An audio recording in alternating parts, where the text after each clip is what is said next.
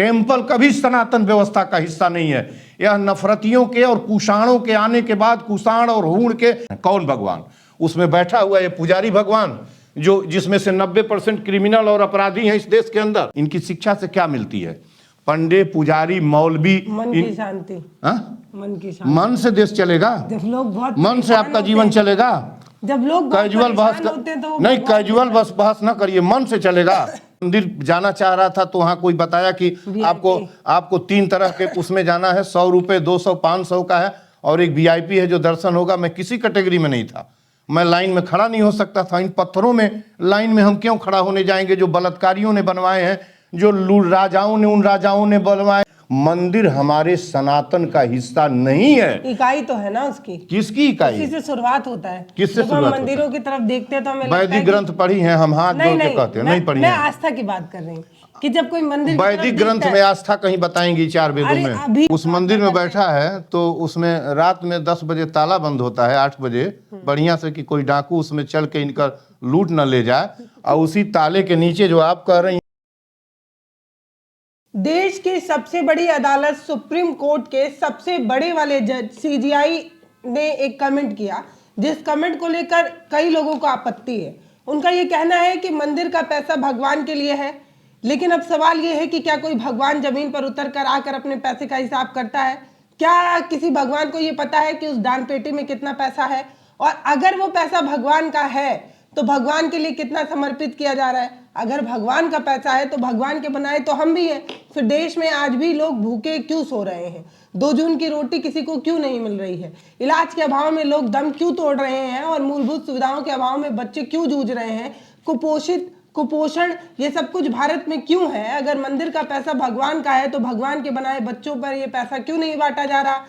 क्यों मंदिरों में इतना पैसा रखा हुआ है? अगर आंकड़े बता दे तो आपका दिमाग चकरा जाएगा कि ये जो बड़े बड़े साउथ के जो बड़े बड़े मंदिर हैं उनके पास इतना पैसा है कि अगर उस पैसे को इकोनॉमी में भेज दिया जाए तो शायद देश में आज जो स्थिति है उससे कई बेहतर अच्छी स्थिति हो सकती है। लेकिन अफसोस कि वो पैसा सिर्फ मंदिर के 4 दीवारियों में दफन है, बंद है। इन दान पेटियों में ये पैसा ऐसे ही जो है नोटों के रूप में सड़ रहा है, लेकिन आज भी सड़क पर भूखा बच्चा मर रहा है। तो इसी मुद्दे पर जो है हम बात करेंगे। हमारे साथ पूर्वांचल गांधी संपूर्णानंद मल है।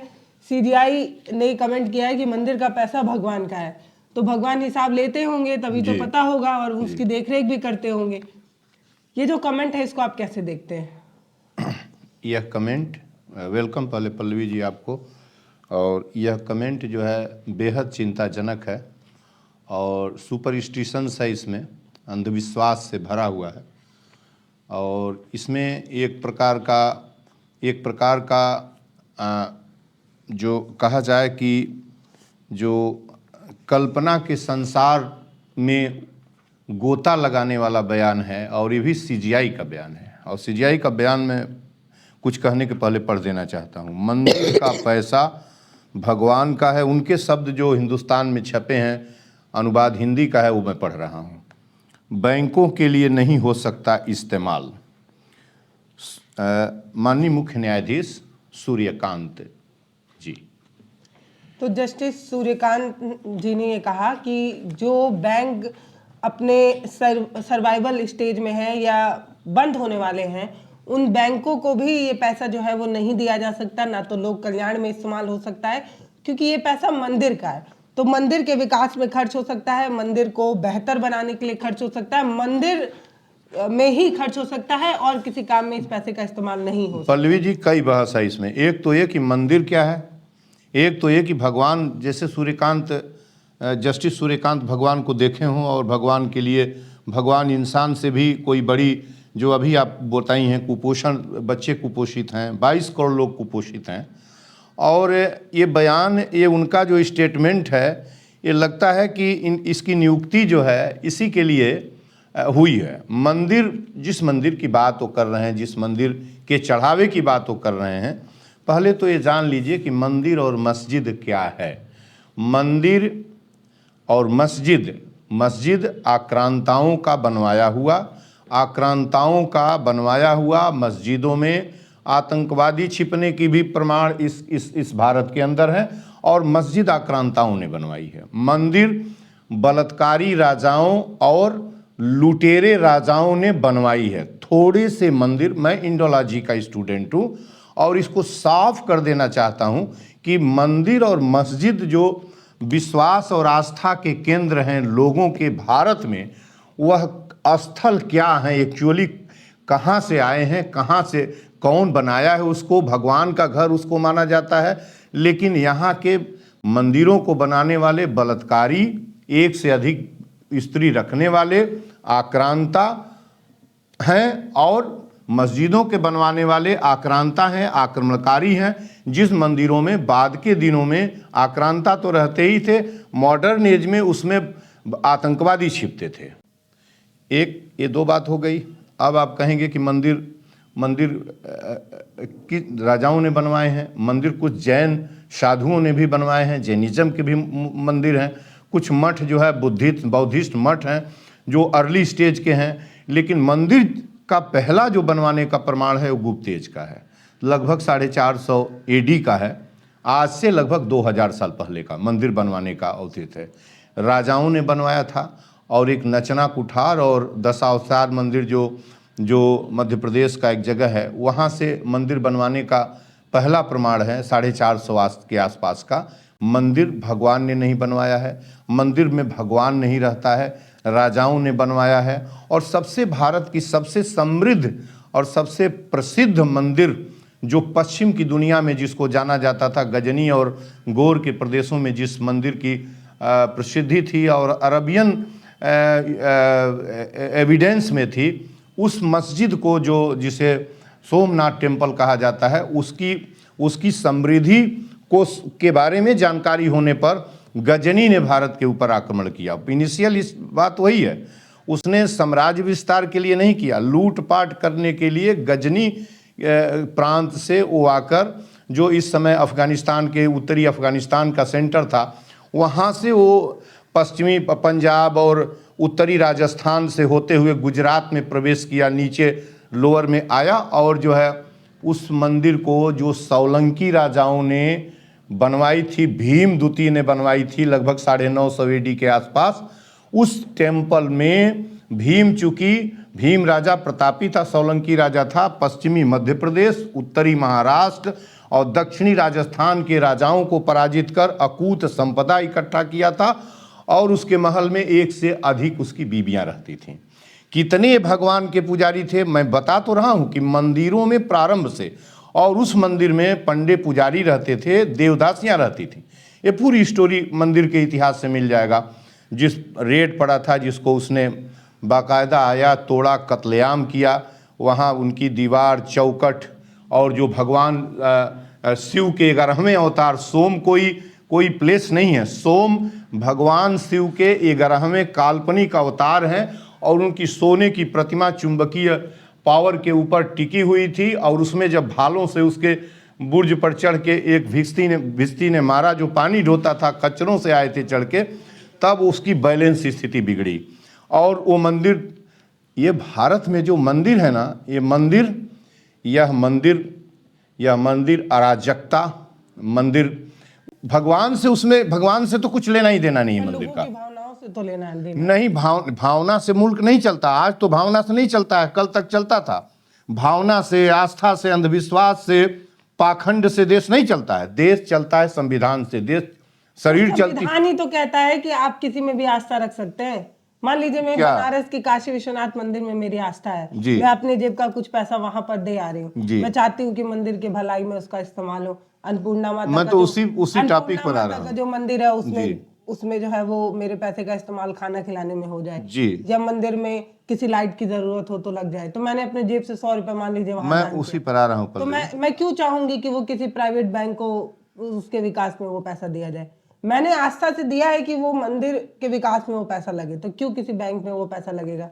आपको बता दें कि यहीं बाघम्बरी अखाड़ा और कुछ अखाड़े हैं इलाहाबाद में, और आपको पता होगा कि उन अखाड़ों में जो मंदिर हैं, और उन अखाड़ों में जब अखाड़े का मुखिया नियुक्त होता है, जो पीठ का पीठाधीश है, तो हत्या से होता है, क्राइम से होता है। ये तो मैं तो हत्या करने जाता नहीं हूँ। मैं कह रहा हूँ हर मंदिर में जो मंदिर का प्रधान व्यक्ति है, मठाधीश है बड़े मंदिरों में, मैं अन्य की बात नहीं करता हूँ, ज़्यादातर मंदिरों में हत्या, नीचे जूनियर सीनियर की हत्या करके भगवान के दरबार में हत्या होती है बाकायदा, तब एक पंडा पुजारी बनता है और मंदिर की अकूत संपदा का मिसयूज होता है। वहाँ एक आध जगहों को छोड़ के मैं बात करूं जो बहुत बड़े बड़े मंदिर हैं, और आपने बताया भी दक्षिण का मंदिर, दक्षिण के 10-11 ऐसे मंदिर हैं जहां अकूत संपदा है। तो ये संपदा जो या तो विभिन्न तरीके से अनप्रोडक्टिव तरीके से रखी हुई मंदिरों की संपदा है। हम और आज जो है आप मंदिर में जो दान ही चढ़ता है, दान चढ़ता है ना, तो दान की जो संपदा है, दान कौन देता है? रिक्शा चालक, किसान, मजदूर, छोटा आदमी। 120 करोड़ सब देते हैं सर। रिक्शा चलाने वाला भी जाके वहां पर जो उसकी हैसियत होती है 1, 2, 5, 10 रुपए वो जानती हैं, जब लाख करोड़ दौलत की बात करती हैं तो 1 पैसा 2 रुपया रिक्शा चालक से वो धन नहीं बना है। तो 2-2 करके तो होता होगा नहीं, वो से बना है, बूंद बूंद से नो नहीं, बूंद बूंद से सागर भरा है। अयोध्या में एक व्यक्ति का बताइए 1 रुपए वाला, करोड़ लाख करोड़ लाख करोड़ लाख दान गया है तो मस्जिद बनी है, मंदिर बना है। देवी का जो कामाख्या देवी है, मैं एक रिपोर्ट पढ़ रहा था, अंबानी की पत्नी नीता अंबानी 12 किलो सोना डोनेट की उसके लिए, कहीं 11 किलो सोना, कहीं 5 किलो सोना, 5 करोड़ रुपए। ये दान कहाँ से आता है? ये दान गरीबों के हिस्से की कमाई, डेवलपमेंट को कत्ल करके, छीन के, उनको दफन करके, गरीबों की मजदूरी का पैसा मार कर, देश के विकास का पैसा, विकास के पैसे को लूट कर यहाँ ले जाया जा रहा है। धर्म के नाम पर, मंदिर के नाम पर, मस्जिद के नाम पर, मठ के वक्फ का तमाशा देखिए। वक्फ में इतनी नाजायज संपदा और संपत्ति ये लोग दखल करके, मंदिरों की भी वही स्थिति है। मंदिर को तो कोई बोल नहीं रहा है, मंदिर भी जितने बने हैं वो सार्वजनिक जमीन पर बने हैं। कोई व्यक्ति रेयर होगा, यदि 1000 मंदिर की सूची बनाइए तो कोई एक टेम्पल ऐसा होगा जो किसी व्यक्ति ने अपनी जमीन पर बनवाया हो। मैं राजतंत्र की व्यवस्था नहीं कर रहा हूँ, मैं 1947 के बाद की बात कर रहा हूँ। सभी मंदिर सार्वजनिक जमीन, लोक जमीन पर बनी है, तो उस पर अभी सवाल नहीं उठ रहा है। और वक्फ जो बोर्ड बने हैं, जो इनकी संपदा है जगह जगह, वो भी सरकारी और सार्वजनिक ज़मीनों की है। कुछ इन लोगों ने अपने वक्फ बोर्ड अपनी ज़मीन पर तैयार किया है। इस विवाद में मैं नहीं जाना चाहता हूँ। मैं अब असली सवाल पर आ रहा हूँ कि सीजीआई की और सुप्रीम कोर्ट की नियुक्ति क्यों की गई है? सुप्रीम कोर्ट बना क्यों है? आज़ादी के बाद 1950 से सर्वोच्च न्यायालय और संविधान लग रहा है, सर्वोच्च न्यायालय पहले भी था, लेकिन मिशन क्या हो गया? सर्वोच्च न्यायालय का उद्देश्य क्या है? जीवन, स्वतंत्रता, समानता की रक्षा, जीवन, स्वतंत्रता, समानता की रक्षा। जिस स्वतंत्रता, समानता, जीवन और धार्मिक स्वतंत्रता की रक्षा, इसके रक्षा के लिए देश में एक सर्वोच्च न्यायालय बनाया गया। इसका एक सर्वोच्च जज होगा, सबसे बड़ा जज होगा। आप अभी जो जस्टिस हैं, इन्हीं की बात मैं नहीं कर रहा हूँ, पिछले आप देखिए लगभग 1 दशक से अयोध्या को लेके, अभी आप बनारस में देखें कि किस तरीके से टेम्पल, मॉस्क के अंदर जो है टेम्पल की तलाश हो रही थी, जो वहाँ जो है शिवलिंग के नीचे टेम्पल की तलाश हो रही थी। डिगिंग हुई ना, न्यायालय के इंटरवेन पर डिगिंग हुई है। संभल में यही हाल हुआ है, अन्य जगहों पर यही हाल हुआ है। और आज जब इनको ये नहीं दिखाई दे रहा है जज साहब को कि 22 करोड़ कुपोषित हैं, जो जिनको 2 जून की रोटी नहीं मिल रही है, इनको ये भारत की विषमता नहीं दिखाई दे रही है, इनको हिंसा और जो है जगह जगह जो रेप हो रहा है, जगह जगह जो देश के अंदर जो क्राइम फैला हुआ है, और महंगाई इनको नहीं दिखाई दे रही है, त्रस्त हो गया है जीवन। ये मंदिर पर दान के पैसे का लगे बंटवारा करने की कौन ले जाएगा? और कौन भगवान, किस भगवान को जानते हैं? पेट इनका है, ये वेतन पाते हैं, वेतन के पैसे से बड़ा एक वेतन इनको मिलता है, मिलना ही चाहिए। जब ये जिस पद पर हैं वो प्रिस्क्राइब्ड वेतन मिलता है। इस बात के लिए वेतन मिलता है कि मंदिर के और मस्जिदों के दान और चढ़ावे के पैसे का डिसाइड करेंगे, उत्तर करेंगे। इस बात के लिए जजेज को पैसा मिल रहा है, सुप्रीम कोर्ट के जजेज को, कि मस्जिद के नीचे मंदिर, मंदिर के नीचे मस्जिद की तलाश करेंगे और इस पर अपना समय और पूरा एक दिन का समय और एक पूरी हियरिंग 50 PIL में भेजा हूं महंगाई को लेके, 50 PIL, नफरत को लेके 50 PIL भेजा हूं। मैं बार बार लिख रहा हूं कि मंदिर हमारी परंपरा का हिस्सा नहीं है। मंदिर हमारी सनातन परंपरा का हिस्सा नहीं है। मैं इंडोलॉजी का स्कॉलर हूं और वहां से इतिहास पढ़ के आया हूं, जहां इतिहास गहन रूप से सोच समझ के लिखा जाता है, जहां इतिहास का ही अध्ययन होता है। दिल्ली यूनिवर्सिटी से रिसर्च करके आया हूं। टेम्पल कभी सनातन व्यवस्था का हिस्सा नहीं है। यह नफरतियों के और कुषाणों के आने के बाद, कुषाण और हूण के विदेशी जब आक्रांता आ गए तीसरी चौथी और पांचवी छठी सदियों में, 5वीं सदी में स्कंदगुप्त के समय, उसके बाद टेम्पल प्रकाश में आया है। और मूर्तियां, जो पहली मूर्तियां बनी, ये यूनानी शैली की बनी हुई थी, जो गांधार और गांधार से चलकर मथुरा तक आई थी। और मूर्ति और मंदिर दोनों पर विदेशी प्रभाव है, हिंदुस्तान का नहीं है। वैदिक ऋचाओं में किसी मंदिर का उल्लेख नहीं है, महाभारत में मंदिर नहीं है, रामायण में मंदिर नहीं है, किसी भी ग्रंथ में मेरे मंदिर नहीं है। तीसरी और चौथी सदी के ईस्वी सन के तक आप हमसे इतिहास पर बात करिए। क्या कल्पना पर अपना वक्त गुजार रहे हैं ऑनरेबल जस्टिस साहब इस देश के। ये मंदिर भगवान का चढ़ावा है और ये मंदिर में बैठने वाले जो है 90% पंडित पुजारी बलात्कारी और क्रिमिनल हैं, बलात्कारी क्रिमिनल हैं। इसकी जांच आप CBI से करा लीजिए। इसकी जांच अपने नेतृत्व में ऑनरेबल कोर्ट को कहता हूं, हिंदुस्तान की कोर्ट को, कि मस्जिदों की ठीक से जांच कराइए, वहां आतंकवादी मिलेंगे। मंदिरों के ठीक से जांच कराइए, पुजारी के रूप में और दाढ़ी और इस रंग के रूप में, भगवा के रूप में आपको क्रिमिनल और बलात्कार रेपिस्ट मिलेंगे। ना मिले तो कह दें। और ये झूठ बोलने वाले पाखंडी ढोंगी मिलेंगे। हिंदुस्तान ऐसे चलता है, जीवन और हिंदुस्तान विज्ञान और संविधान से चलता है। और ये नफरत का स्टेटमेंट सुप्रीम कोर्ट की स्थापना इसलिए हुई है कि लोगों के जीवन का हनन न कोई कर पाए, इसलिए हुई है कि उसकी स्वतंत्रता महफूज रखे, इसलिए हुई है कि बराबरी के मौलिक अधिकार का कोई हनन न करने पाए। और आप बंटवारा कर रहे हैं ये जो है पाखंड अंधविश्वास के केंद्र में। वो तो मंदिर तो हमारे हिस्से का है ही नहीं है, मस्जिद तो हमारा है ही नहीं है। मस्जिद आक्रांताओं ने बनवाया और मंदिर जो है यहाँ के लुटेरे बलात्कारी राजाओं ने, जो एक दूसरे पर क्या करते थे, राजा बलात्कारी थे, लूट के लाते थे, उसकी स्त्री पुरुष बच्चों को हनन करके लाते थे और उस पत्थर की मूर्ति के सामने समझते थे कि वो क्षमा कर दिया और शौर्य उसका बढ़ता जाता था और उसमें भगवान। और आज भी हम वही काम कर रहे हैं। अरे इन मंदिरों मस्जिदों को जहाँ से शिक्षा और चिकित्सा दफन की जाती है, और जहाँ जब अंधविश्वास और पाखंड क्लाइमेक्स पर होता है तो विज्ञान नीचे दफन होता है। जब शिक्षा चिकित्सा दफन के जो प्लेसेज हैं, और आज मुझे बात सबको बुरी लगती होगी, लेकिन हिंदुस्तान दफन हो जाएगा। मैं आइडेंटिटी, जियोग्राफिकल आइडेंटिटी महफूज रहेगी, लेकिन अंदर से हिंदुस्तान कुछ नहीं बचेगा। नफरतियों का मुल्क हो जाएगा, अंधविश्वासी और पाखंडियों का मुल्क हो जाएगा। और हिंदुस्तान चल कैसे रहा है? बल से, शक्ति से संचालित किया जा रहा है, हथियार से सत्ता सबको दबाई हुई है, सच कहने की क्षमता ही नहीं किसी के अंदर रह गई है। कैसा मंदिर, किस चीज का मंदिर? इंसान उसमें रहता है। पत्थर की बनी मंदिर, मूर्तियां, मस्जिद और मूर्तियों में किस तरह का जीवन की तलाश कोई कभी कर सकता है? कोई व्यक्ति कर सकता है? मृतक में जीवन की तलाश कैसे करेंगे?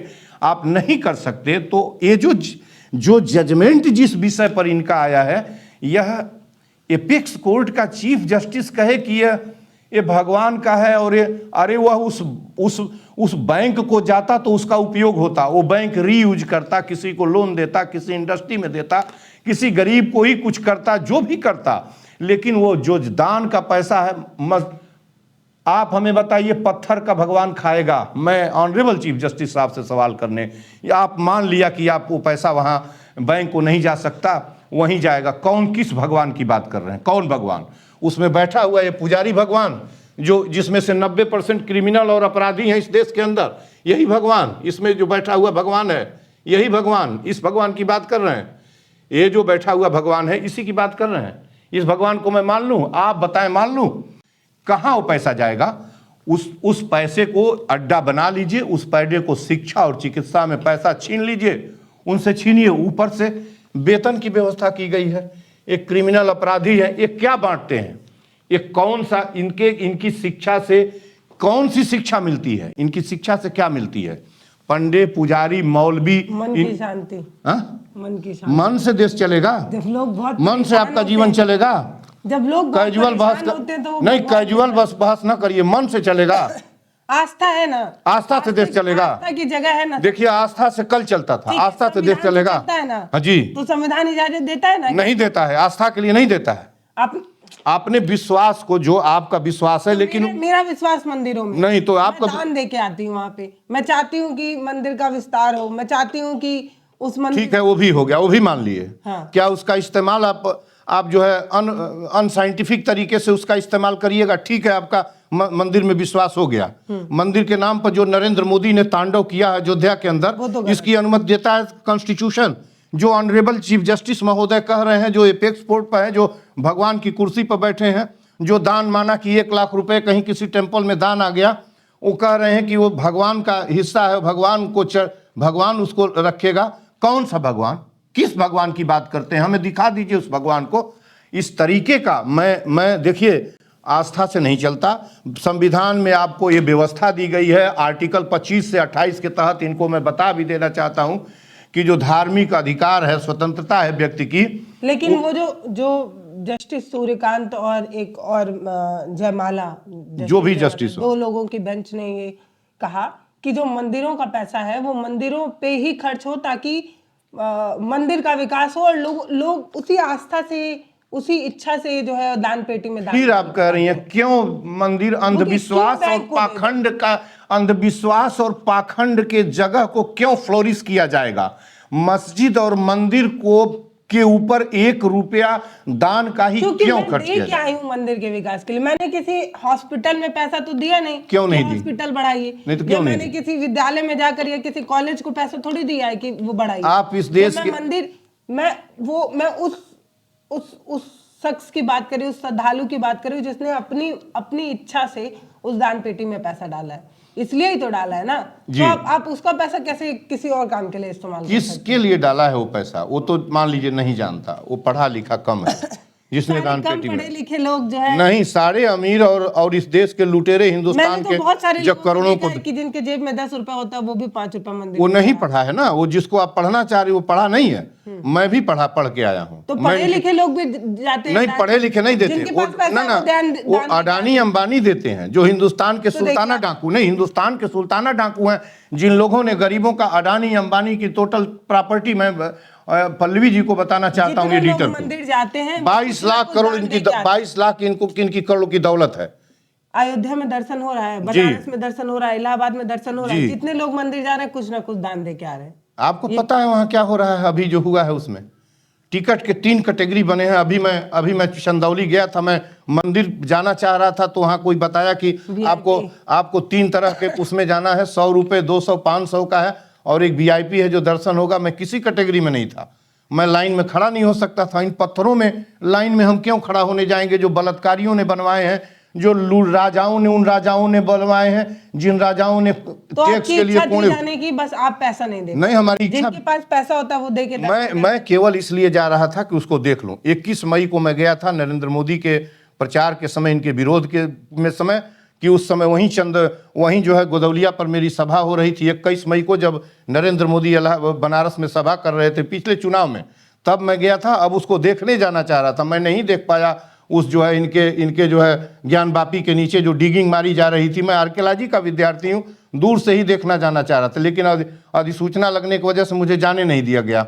लेकिन मैं बात आपसे कर रहा हूँ कि ये पाखंड, अंधविश्वास, डाका, लूट, हिंसा के तरीके से बनवाए गए। मैंने कहा ना कि मंदिर हमारी सनातन, सुनने वाले जितने भी लोग हों वो सुन लें, सभी जानते हैं कि मंदिर हमारा सनातन है। मंदिर हमारे सनातन का हिस्सा नहीं है। इकाई तो है ना उसकी। किसकी इकाई? किसी से शुरुआत होता है। किससे शुरुआत? मंदिरों की तरफ देखते हैं तो हमें वैदिक ग्रंथ पढ़ी हैं हम, हाथ जोड़ के कहते हैं, नहीं पढ़ी है। मैं आस्था की बात कर रही हूँ कि जब कोई मंदिर, वैदिक ग्रंथ में आस्था कहीं बताएंगी 4 वेदों में? अभी जब आदमी मंदिर की तरफ देखता है, आज बुराई को ही बार बार हाईलाइट करिएगा। आस्था बुराई नहीं है तो अच्छा ही है। जैसे एक चौकीदार होता है घर की रक्षा के लिए, जी। वैसे ही जब हम मंदिरों की तरफ देखते हैं तो हमें लगता है कि कोई एक है जी। जो हमारी रक्षा के लिए उस मंदिर में बैठा हुआ है। तो उस मंदिर जब में दुख बैठा होता है, तो वहां जाते हैं, हाथ जोड़ते हैं, उस प्रार्थना मंदिर में करते हैं। बैठा है, तो उसमें रात में 10 बजे ताला बंद होता है, 8 बजे बढ़िया से, कि कोई डाकू उसमें चल के इनका लूट न ले जाए। और उसी ताले के नीचे जो आप कह रही हैं इस तरीके से, तो सारा, और वो कहाँ आपका पुजारी पंडा था, वो जो ज्ञान बाप, और वहाँ सोमनाथ टेम्पल पर रेड किया था, ये कहाँ अयोध्या के टेम्पल वाले थे, कहाँ मथुरा वाले के, कहाँ थे ये पंडे, पुजारी, राजा, लुटेरे, व्यभिचारी, अनगिनत स्त्रियों से व्यभिचार करने वाले। अयोध्या के बाद में कलई खोल दूंगा ना तो अभी सही हो जाएगा। अयोध्या के जितने टेम्पल्स हैं, जो नंबर ऑफ टेम्पल्स की सीढ़ी बनी है, यह जो है टेम्पल्स, यह टेम्पल्स जो है वो चंदेल राजाओं के समय 9वीं सदी से लेके 12वीं सदी के उसी स्टाइल के टेम्पल हैं, जो एरोटिक स्टाइल के टेम्पल खजुराहों में बने हुए हैं, जो देखकर, जिसको न जाने किसने ललित कला की अभिव्यक्ति बताया, और उसको देखने वाले दुनिया के सैलानी आते हैं, और ठीक उसी स्टाइल के आपके टेम्पल। नजरिए से तो आपको अयोध्या में भी नजर नहीं आ रहा, लेकिन बहुत लोगों को अयोध्या की कला भी बहुत खूबसूरत लग रही है। तो मैं कह तो रहा हूँ कि बहुत लोगों को खजुराहों गई हैं, नहीं गई। खजुराहों जाइए, आपको भी अच्छा लगेगी। तब अयोध्या पे एक डिबेट हमसे फिर एक बार और कर लीजिएगा, खजुराहों की विजिट कर लीजिए। मैं नहीं कहना चाहता, मैं कहना ये चाहता हूं कि जब से हिंदुस्तान के हिस्ट्री में पदार्पण और एंट्री हुई है टेम्पल्स की, जब से एंट्री हुई है 100 साल बाद, जब टेम्पल आया उसके ठीक 150 से 200 साल बाद एंट्री हो गई मस्जिदों की। एक्चुअली मस्जिदों की एंट्री हुई 300 साल बाद, 8वीं 9वीं सदी में जब अरब से आए केरल के अंदर, तो वहाँ जो है जमूरीन राजाओं का शासन था। उस समय टेम्पल्स वहाँ मस्जिद बनने चालू हुए थे। तो 300 साल का जब मस्जिद और मंदिर दोनों बने हैं, मंदिर तब बने हैं जब यूनानियों ने मूर्तियों की स्थापना मूर्तियों का निर्माण ग्रीको रोमन जिसको कहा जाता है, आप गांधार शैली में और मथुरा शैली में उनकी मूर्तियां बनाई गई। प्रारंभिक मूर्तियां उन राजाओं की थी, सेकेंडरी मूर्तियां भारत में बुद्ध की खंडित मूर्तियां थी। और तब भारत में किंग्स की मूर्तियां नहीं बनी, देवताओं की, डिविनिटीज की मूर्तियां बननी चालू हुई। और उसके बाद जो है मूर्तियों के बाद जब कुषाण की सत्ता हुई, कुषाणों तक मूर्तियां बनी, खंडित मूर्तियां बनती रहीं। और जब हूण आए 5वीं सदी के आसपास, हूण इन्वेडर्स आए, इन्वेड किए हिंदुस्तान के, उसी समय, मैं नहीं कहता कि एविडेंस भी हमारे पास नहीं है कि हूणों ने टेम्पल बनवाए, लेकिन टेम्पल जो भारत में मूर्ति और टेम्पल का रूप है, वो आक्रांताओं के और विदेशियों के आने के बाद का है। और वो बना है जब फ्लोरिश हुआ टेम्पल का बनवाने का, तो वो सोमनाथ का टेम्पल है, जो पूरे वैभव के साथ बना हुआ था, जिसमें सोने की चौखट थी, जिसमें सोने की प्रतिमा थी।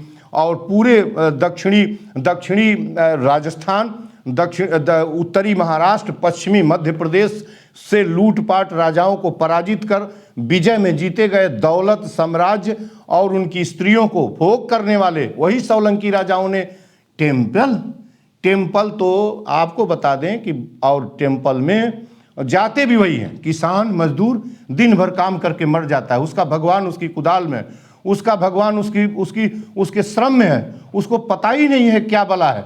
मुट्ठी भर लोग लुटेरे, चोर, बलात्कारी, इस देश के क्रिमिनल और सत्ता इधर से उधर करने वाले सत्ता के भूखे भेड़िए समझ गए हैं कि 80% हिंदूज हैं, घंटी बजा दो इनको, मूर्तियों का, इनको इसका। मुझे ताजुब इस पर है कि ये सुप्रीम कोर्ट के जज का विषय हो गया है कि ये, और जज जो अवैज्ञानिक जज, जो संविधान क्या है, वैज्ञानिक ग्रंथ है। पहला बात जानिए, संविधान में कहाँ लिखा है कि ये कह रहे हैं कि भगवान का है? किस भगवान का है? हम तो आपको भगवान जानते हैं ऑनरेबल जस्टिस महोदय, भगवान आप हमारे हैं जो न्याय करेंगे। इस चढ़ावे का पैसा, तो आप जब ये कहते कि नहीं, इस चढ़ावे का पैसा इमीडिएट कुपोषित बच्चों के लिए, डेवलपमेंट के लिए कर दिया जाए, छीन लिया जाए उन पंडे पुजारियों से वहां चढ़ावा, नहीं तो बंद कर दें वो किस बात के लिए चढ़ावे के अड्डे? एक मंदिर पॉलिटिक्स में एंट्री करके, और हिंदुस्तान को न जाने, साउथ के मंदिरों को देखिए, उत्तर के मंदिरों को देखिए, मंदिरों के पंडे पुजारी और किस तरीके से नफरत का जहर घोले हुए हैं समाज के अंदर। और आपको किस भगवान के लिए वो दान का पैसा होगा? हम तो ये पूछना चाहते हैं, कौन सा भगवान? भगवान जब भी होगा तो जीवन में होगा, किसी इंसान के अंदर होगा। आप कह रहे हैं कि भगवान का होगा, किस भगवान का होगा? उसी पत्थर का होगा।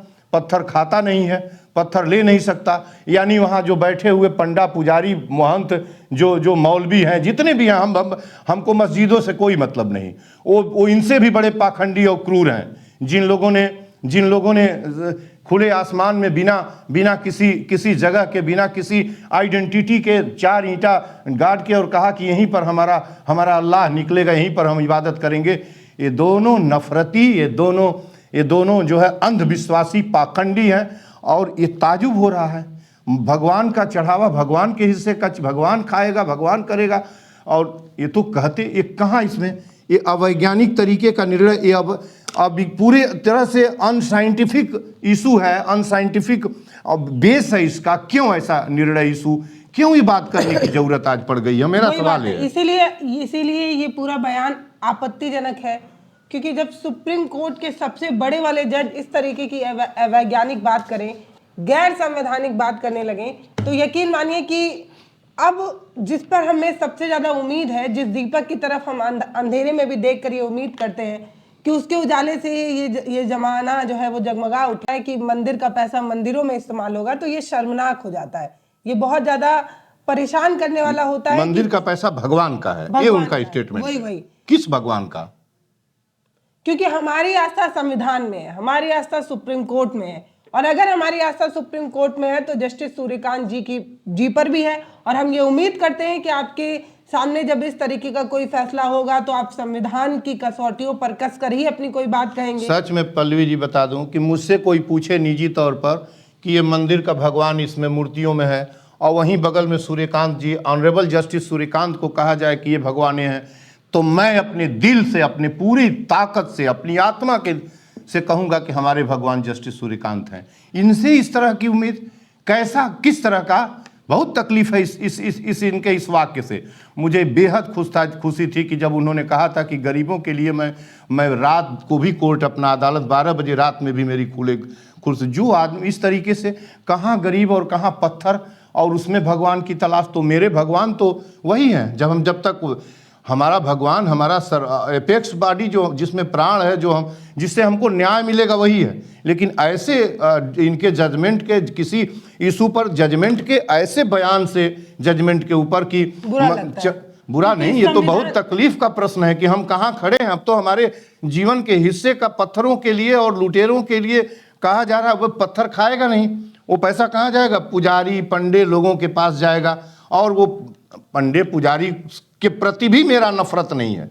उस पैसे का ये क्या करना चाहते हैं? कहाँ जाएगा? पत्थर में भगवान, किस भगवान की बात कर? जैसे किसी पॉलिटिकल पार्टी को वोट लेना होता है तो वो इस तरीके का बयान देता है कि किसी की भावना आहत ना हो, उस समाज से भी मुझे वोट चाहिए। लेकिन सुप्रीम कोर्ट को तो किसी से वोट नहीं चाहिए ना। जस्टिस सूर्यकांत तो किसी बिल्कुल सही कह रहे हैं उनको, ना बिल्कुल। तो आपको जो कम से कम वो बातें करनी चाहिए जो संविधान को जीवंत करने की बात हो, जो संविधान में आस्था रखने वाली बात हो, क्योंकि आप ही तो हमारे संविधान की रक्षा करेंगे। जब संविधान का प्रहरी ही इस तरीके का बयान देने लगे तो हम फिर कैसे कहेंगे कि हम लोकतंत्र वाले भारत में? पल्लवी जी ये भी कह सकते थे, ऑनरेबल चीफ जस्टिस से भी कह सकते थे। आपको तो पता होगा ना, तमाम ऐसी रिपोर्ट्स, तमाम ऐसी चीजें आती हैं जिसको सरकार नहीं देखती, आंख बंद कर लेती है। उसको दिखता नहीं कि बच्चे कुपोषित है, उसको दिखता नहीं कि लोग भूखे मर रहे हैं, उसको ये भी नहीं दिखता है कि किस तरीके का भाव है। लेकिन जस्टिस के पास तो वो आंखें हैं। और जस्टिस कह सकते थे कि मंदिर कोई बड़ा है, बड़ा चढ़ावा आ रहा है, तो बगल में उसके वैज्ञानिक ढंग का एक इंस्टीट्यूशन चलाइए, विद्यालय चलाइए, एक चिकित्सालय चलाइए। ये भी आर्डर करते हैं, ये राइट, बिल्कुल, कि मंदिरों की जिम्मेदारी है, या उस पेरीफेरी में इतने बच्चे, कोई बच्चा भूखा नहीं सोना चाहिए, ये आपके दान की जिम्मेदारी। और नहीं तो हम क्लोज करेंगे आपका ये दान दक्षिणा। आप हम कह तो रहे मंदिर, आपको मंदिर में आपकी आस्था है, जैसे कह रही हैं आस्था। मंदिर अपने घर में बनवाइए ना, मस्जिद अपने घर में बनवाइए, मठ अपने घर में बनवाइए। सड़क के किनारे मंदिर, मस्जिद, मठ और ये सब ढोंग के और पाखंड के, अंधविश्वास के केंद्र कैसे बनेंगे, कैसे चलेंगे? और क्यों चलेंगे? सवाल ये है।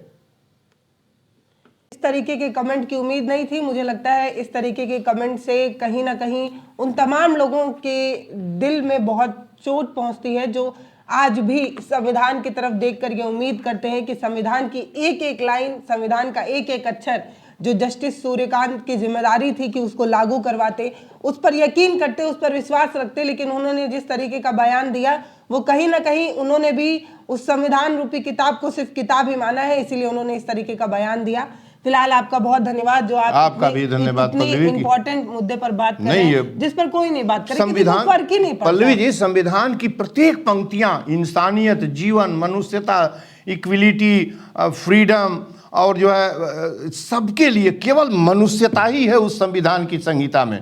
उसमें पाखंड का, पत्थर का और इसका हमारे पैसे का कहीं जीवन हमारा, हम 22 करोड़ कुपोषित हैं, मर रहे हैं, और कोई ऑनरेबल जस्टिस कह रहा हो कि ये चढ़ावा जो है केवल भगवान का है उस पत्थर का। वो पत्थर कौन? वो बंदर बांट करने वाले पंडे पुजारी जो उसमें जिसमें से 90% जो है जिसमें क्रिमिनल और गलत रेपिस्ट हैं, आप उनके हाथ में सौंपना चाहते हैं पैसा।